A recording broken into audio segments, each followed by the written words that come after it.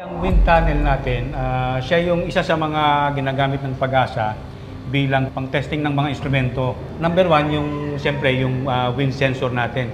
So, ang wind sensor, siya yung nagme-measure ng mga hangin natin sa field. Ano? Hindi lang dito sa Science Garden, kundi sa buong Pilipinas na may mga Pag-asa stations. Ang gamit ng wind tunnel ay para ma-testing yung accuracy. So, accuracy ng ating mga instrumento.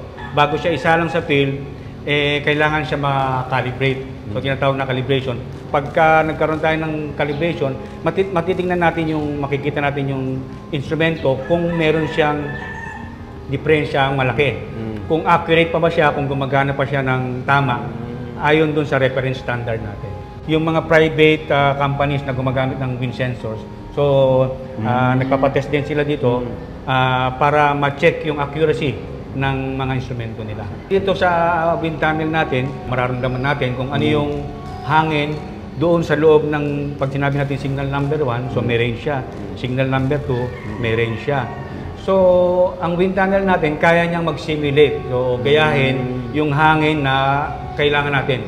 Ang wind tunnel natin ay nakakapag-produce ng hanggang 100 meters per second or 360 kilometers per hour. So, kaya niyang i-produce yun. Parang ano na po yun, sir? Parang nasa signal number 5 na ba yun? Number 5 na yun, oo. Category 5. Nung araw kasi, wind tunnel natin, mga nasa 60 lang. So, after Yolanda, doon lumabas yung ano natin. Kinakailangan natin na mas malalakas na kapasidad ng wind tunnel para ma-test yung malalakas na wind sensors natin. Yan, 35. So, signal number 3 na. Ayan, kung nasa labas ka ng building, tsaka maulan. Opo, hindi ka nakakatayo ng maayos. Bali, kailangan ka nang umapang yan eh. Oo. Signal number 3.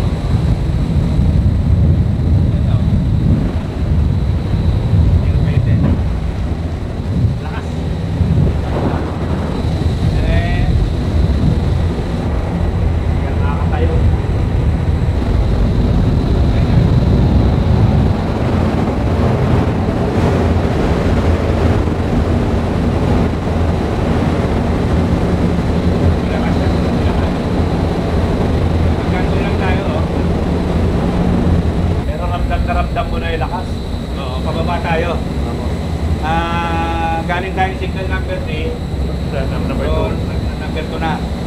Yung number 2 medyo ano din eh, di ba? Malakas ako eh, number 2 eh. Malakas na rin eh. Yung number 3 talagang hindi mo talaga malakas. Lalo na yung number 4, number 5, di ba? Palagay ko kahit nakatapa ka puro, liliparin ka na, sobrang lakas. Na-experience na yung pakiramdam. Kasi syempre pag may bagyo, hindi ka naman lumalabas ng yung talagang kasagsagan. Yung, di ba, yung sa TV, yung kay Yolanda. Talagang yung malabas pa sila. At least ito, ma-experience din yung pakiramdam. Kung may kasabay lang na kahit na maliit na kahoy, tumama sa'yo. Ay, opo, delikado.